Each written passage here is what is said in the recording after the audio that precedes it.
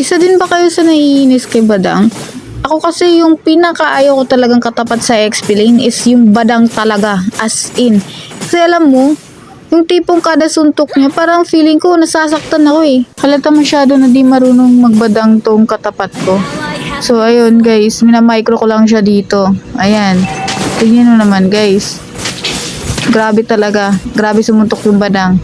Gusto ko lang talaga magipag 1v1 kay Badang, kaso may epal na core namin no. Dapat kasi yung pina-priority na dalawan is yung gold lane, hindi yung XP lane. Pero lang kung nabubugbog na yung XP lane. At dahil nga na-board ako katapat si Badang, kasi ayaw niya talaga magipag 1v1 sa akin guys, sa lane namin. So yun na nga, nag-clear lang ako dito.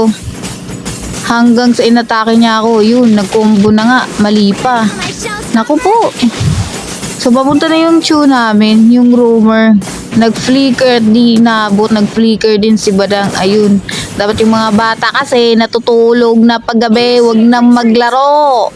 Tip ko lang sa inyo guys, kapag naglalaro ka ng solo, no? Dapat tinutulungan mo din yung mga kakampi mo na kumuha ng objectives, lalo na yung core nyo. Ayun, napitas pa namin dito yung saber. At sayang yung Chang nakapag-flicker. Ayun na nga si Badang. Tumakbo din. O di ba? Sinong matutuwa katapat yan? Ayaw talaga pumalag. So habang nag-clear ako ng minions wave, ayun na nga guys, di ko napansin na papunta na pala yung core nila na si Amon. So ayun na nga, dumalo na nga siya sa lane namin ni Badang. Akala ko mapipitas ko pa siya dito, pero baliktad pala, ako pa yung napitas.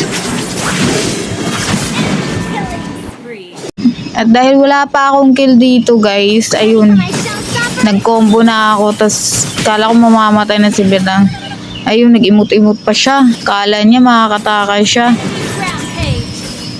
Tingnan nyo naman, instead na umuwi, bumalik pa talaga. Ayun, napitas pa nga ni. So ayun na nga, pinupush ko na yung second tower sana ng XP lane. Kaso nga lang, dalawa sila. Akala ko mamamatay ako. At akala ko din mamamatay si Chang Hindi pala. Ayun, dinlawan ako ng rumor nila si Saber at napitas ako. Tinipihan pa ako guys. Nag-clear ako ng minions wave dito sa mid lane. At ayun na nga, ginombohan ko na yung dalawa. Buti na lang napitas pa ng mga kakampi ko. Marurunong sila guys, at swerte ko dahil marunong maglaro tong mga kakampi ko. Ayun na nga, nakapitas pa sila. At di ko na inaasahan guys na kukumbuhan din pala ako ng saber. Ayun, type ako nito, patayin, awit na yan. So dito, may nahalata ako kay Badang. Napaka-playsafe niya maglaro guys. Ayan no. May kasama pala, kaya ang lakas ng loob. Ayun, kinumbuhan na nga ako ng saber, kinumbuhan ko na din. Kinumbuhan din ako ni Badang. Ayun, buti na lang, dumalaw si Papi at hinitas yung saber. Kaso nga lang dito guys, napitas din ako ng Amon. Marunong yung Papi guys, oh. Marunong siya, napaka-wide ng mapa niya.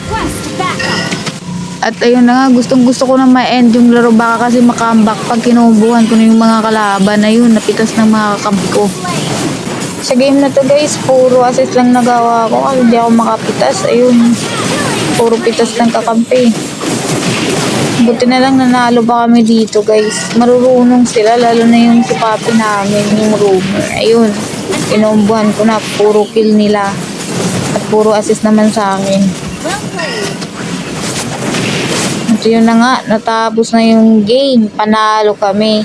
Dapat kasi, yung mga bata natutulog na sa gabi, wag na maglaro. Victory! Ayan no. Masaya ako dito guys kasi nanalo pa. So yun, habang naka-in lobby ako, in-stock ko yung Chupapi. Star player pala siya. Ayan guys, so highest rank niya is MG77. Kilala niyo ba to guys?